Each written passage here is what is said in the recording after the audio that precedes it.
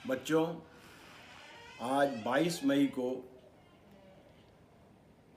संयुक्त राष्ट्र परिषद यूनाइटेड नेशंस ऑर्गेनाइजेशन के द्वारा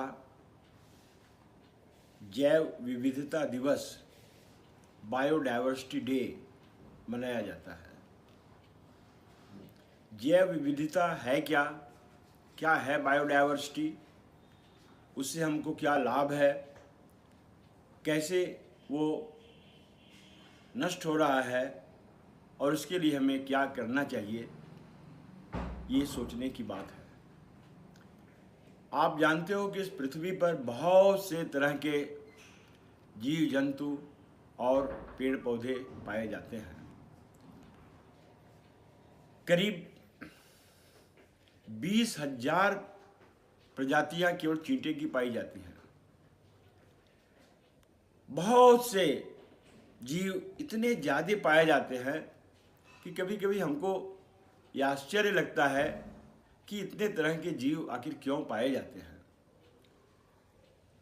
लेकिन वर्तमान समय में इस धरती से जैव विविधता का, बायोडायवर्सिटी का ह्रास हो रहा है, लॉस हो रहा है, उसका नुकसान हो रहा है। तो बायोडायवर्सिटी के नुकसान होने से, इससे हमको अगर बायोडायवर्सिटी मेंटेन रहे तो क्या लाभ है? देखो भाई, हमारी जो बायोडायवर्सिटी है, तरह तरह के जो पेड़ पौधे ये सब पाए जाते हैं, ये हमको बहुत से प्रकार से मदद करते हैं। इन्हीं से हमको भोजन मिलता है, इन्हीं से हमको फल मिलता है, यही से हमको लकड़ी मिलता है मकान बनाने के लिए। इससे हमें तमाम सामग्रियाँ मिलती है जिसका उपयोग हम इंडस्ट्रीज में करते हैं। इन्हीं से हम दवा प्राप्त करते हैं, इन्हीं से हमें ऑक्सीजन मिलता है। आप कल्पना करो कि अगर पेड़ पौधे न रहे और हमको ऑक्सीजन खरीदना पड़े तो कितने पैसे का ऑक्सीजन, कितने रुपए का ऑक्सीजन हमको रोज़ ज़रूरत होगी। अगर हॉस्पिटल से आप पता लगावे तो आपको अंदाज़ा होगा। इस बायोडायवर्सिटी से ही जलवायु पर नियंत्रण होता है।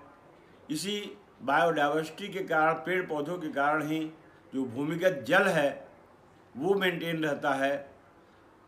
पौधों में पॉलिनेशन, परागकण होता है। कल्पना करो कि अगर हम सारे इंसेक्ट्स को, मधुमक्खियों को, तितलियों को मार दें तो उससे हमारा क्या नुकसान होगा। आप जानते हो कि ये इंसेक्ट्स जो है वो कीट पतंगे ही पौधों के पॉलिन ग्रेन्स को एक पौधे से ले जा करके दूसरे पौधे पर डालते हैं, तभी फल बनता है, तभी बीज बनता है। अगर हम इन कीड़ों को मार दें तो फूलों में परागण नहीं होगा, बीज नहीं बनेगा, फल नहीं बनेगा। तो बहुत से प्रकार से बायोडायवर्सिटी हमको फायदा करता है। इस बायोडायवर्सिटी के कारण ही, जैव विविधता के कारण ही हमारे प्रकृति में संतुलन बना रहता है। अगर ये जैव विविधता की कमी हो जाए तो प्रकृति का संतुलन बिगड़ जाएगा, इसकी स्टेबिलिटी समाप्त हो जाएगी, इकोसिस्टम डिस्टेबलाइज हो जाएगा। और अगर इकोसिस्टम डिस्टेबलाइज हो जाएगा तो हम भी नष्ट हो जाएंगे। एक संस्था है अंतर्राष्ट्रीय IUCN, international union for conservation of nature and natural resources. ये संस्था पूरे धरती पर जैव विविधताओं का आकलन करती है और ये अध्ययन करती है कि किस तरह से और क्यों जैव विविधताओं में कमी हो रही है। बहुत से जीव आज नष्ट होते जा रहे हैं, लुप्त हो गए, एक्सटिंक्ट हो गए, धरती पर पाए नहीं जाते हैं। जरा कल्पना करो, हम लोग जब छोटे छोटे थे तो घर में छोटी छोटी गौरैया फुदकती रहती थी। आज खोजने पर भी गौरैया नहीं मिलती है, बहुत से जगहों पर लुप्त हो रही है। बहुत से जीव आज लुप्त प्राय हैं, वो नष्ट होने के कगार पर हैं। कुछ समय के बाद हमको बताना पड़ेगा। हो सकता है अगर इसी तरह से पौधों का, जानवरों का नाश होता रहे तो हमको अपने बच्चों को बताना पड़ेगा कि किसी ज़माने में आम का भी एक पौधा हुआ करता था। तो बच्चों, जो बायोडायवर्सिटी है ये बहुत ही महत्वपूर्ण है। अब बायोडायवर्सिटी को नष्ट होने के मेनली 4 कारण हैं। 4 कारण है इसके नष्ट होने का। पहला कारण है हैबिटेट, जहाँ पर ये पौधे या जीव रहते हैं उनके आवास को हम नष्ट कर रहे हैं। हम जंगलों को काट दे रहे हैं, जंगलों को काट के वहाँ पर कॉलोनीज बना रहे हैं, वहाँ पर इंडस्ट्रीज लगा रहे हैं। अब आप सोचो कि अगर जंगल कट जाएंगे तो शेर कहाँ रहेगा, जंगली जानवर कहाँ रहेंगे? अगर उनका घर ही हम समाप्त कर देंगे तो कहाँ रहेंगे? और आप देखते हो किसी लिए कभी किसी गांव में चीता तेंदुआ आ जाता है। जंगली जीव जब जंगल नहीं रहेगा तो वो नगर में आ जाएंगे और हम समझते हैं कि जानवर अब शहर में आ गया, हम उसको मार देने का प्रयास करते हैं। लेकिन क्या गलती है उनकी? हम तो उनके घर को नष्ट कर दिए, तो वो कहाँ जाएंगे? तो एक तो उनके आवास को, उनके हैबिटेट को हम बिना सोचे समझे नष्ट कर रहे हैं। दूसरी बात होती है ओवर एक्सप्लॉयटेशन। हमको जितनी आवश्यकता है उससे ज़्यादा का उपयोग हम करने लगते हैं। जैसे कि मान लो किसी तालाब में मछली है, अगर हम खाने भर को मछली केवल पकड़ लें तो बाकी मछलियां उसमें जिंदा रहेंगी। लेकिन हम क्या करते हैं कि जाल डाल करके सारी मछलियों को जो खाने लायक है उसको तो खा जाते हैं, और जो छोटी छोटी मछलियां उनको हम ऐसे ही फेंक देते हैं और मर जाती हैं बेचारी। तो ओवर एक्सप्लॉयटेशन होता है। हमको एक पेड़ की ज़रूरत है लकड़ी के लिए, हम पूरे के पूरे जंगल को काट देते हैं। ओवर एक्सप्लॉयटेशन, उसका अति दोहन होता है, ओवर एक्सप्लॉयटेशन होता है, जिससे जंगल कट रहे हैं। इस नेचर में महात्मा गांधी ने कहा था कि there is enough in nature for anyone's need. किसी के भी आवश्यकता के लिए प्रकृति में बहुत कुछ है, but too little for anyone's greed. किसी के ग्रीड के लिए, किसी के लालच के लिए वो बहुत कम है।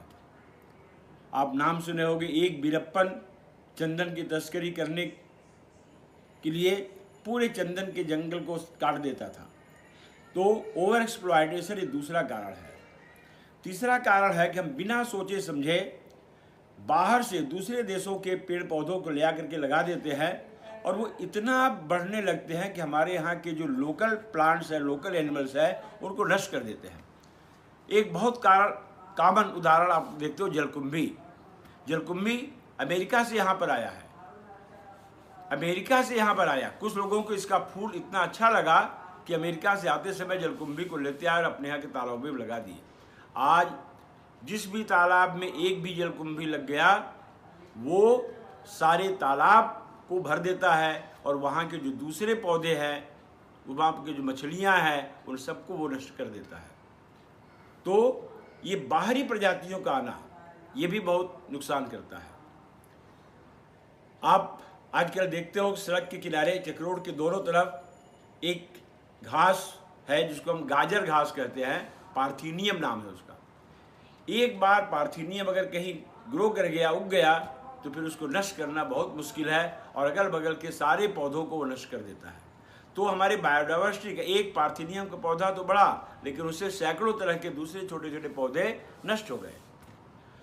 इससे, इसके पॉलन ग्रेन से, इसके परागण से हमको एलर्जी भी होती है, बहुत से लोगों में अस्थमा हो जाता है, बहुत सी बीमारियां हो जाती हैं। चौथा कारण है कि बहुत से जीव परस्पर आपस में निर्भर हैं। बिना एक जीव के दूसरे जीव का जीवन संभव नहीं है। परस्पर निर्भरता पाई जाती है। ऐसे जीव हैं, अगर एक को नष्ट कर देंगे तो दूसरा भी अपने आप नष्ट हो जाएगा। तो सबको हम नष्ट नहीं कर रहे हैं, एक को नष्ट कर दिया तो दूसरा भी नष्ट हो गया। इस तरह से 4 प्रमुख कारण हैं। एक, उनके आवास का कम हो जाना, ओवर एक्सप्लॉयटेशन, उनका अतिदोहन, बाहरी प्रजातियों का यहाँ पर आना और ग्रो करना, और 2 जीवों का जो साथ साथ परस्पर निर्भर है उनमें से एक को नष्ट हो जाना, जिससे दूसरा भी नष्ट हो जाएगा। तो बच्चों, बायोडाइवर्सिटी अगर समाप्त हो गई तो हमारा जीवन भी समाप्त हो जाएगा, इसमें कोई संशय नहीं है। इसलिए अंतर्राष्ट्रीय स्तर पर भी बहुत से प्रयास किए जा रहे हैं कि हम अपने बायोडाइवर्सिटी को मेंटेन करें। जैसे आप पढ़ते हो, हमारे धर्म में लिख दिया गया कि पीपल के वृक्ष को नुकसान नहीं पहुंचाना चाहिए। ये बायोडाइवर्सिटी को कंजर्व करने का, सुरक्षित रखने का एक तरीका है। हमारे मनीषी, हमारे विद्वान जो ऋषि मुनि थे, वो जानते थे कि इन पौधों से हमें बहुत लाभ है। अगर इस तरह से कोई उसके साथ जोड़ नहीं दिया जाएगा, कोई कथन, कोई कहावत जोड़ नहीं दिया जाएगा, तो लोग इन पौधों को नष्ट कर देंगे। पीपल का वृक्ष हमें बहुत लकड़ी देता है। हम कहते हैं कि पेड़ों में भगवान बसते हैं, पेड़ों को नहीं काटना चाहिए। तो बच्चों, ये भगवान बसते हों चाहे नहीं बसते हों, लेकिन जो हमारे जीवन की रक्षा करे वही भगवान है। भगवान क्या है? जो हमारा पालन पोषण करता है, हमारी रक्षा करता है, वही भगवान है। तो पेड़ पौधों से हमको भोजन मिलता है, हमको लकड़ी मिलती है, हमको वस्त्र मिलता है, हमको ऑक्सीजन मिलता है, फल मिलता है, बीज मिलता है, तो वही हमारे लिए भगवान है। तो अगर हम अपने भगवान को नष्ट कर देंगे तो आप कल्पना कर लो कि हमारे जीवन पर उसका क्या प्रभाव पड़ेगा। तो बच्चों, आज 22 मई को विश्व बायोडाइवर्सिटी डे मनाया जाता है। इसके मनाने का कारण यह है कि हम अपने प्रकृति के लिए थोड़ा जागरूक हों, किस तरह से हम प्रकृति के चीज़ों का उपयोग भी करते रहें और ज़्यादा समय तक उसको मेंटेन भी रखें। आप कह सकते हो कि अगर बायोडाइवर्सिटी को मेंटेन करना इतना ही ज़रूरी है तो पौधे हम लगाते हैं तो क्या पौधे का उपयोग न करें? करिए, निश्चित करिए। लेकिन अगर आप एक पौधा काटते हो तो उसकी जगह पर दूसरा पौधा आप लगा दीजिए, तो आपका काम भी चल जाएगा और हमारे प्रकृति का कोई नुकसान भी नहीं होगा। तो बच्चों, आज हम आपसे इतना कहना चाहते हैं कि आप अपने प्रकृति को समझो, प्रकृति के रक्षा के लिए अनावश्यक रूप से आप किसी पौधे को न काटो। छोटे छोटे जो पौधे हैं, घास फूस के जो पौधे हैं, उनसे भी हमको बहुत से तरह की दवाएं मिलती हैं। अगर आज हम किसी पौधे को नष्ट कर दिए, वो विलुप्त हो गया, तो उससे जो दवाएं बनती हैं वो हमको फिर कभी नहीं मिलेंगी। तो अपने प्रकृति की रक्षा करनी है हमको, अपने बायोडाइवर्सिटी को मेंटेन करना है।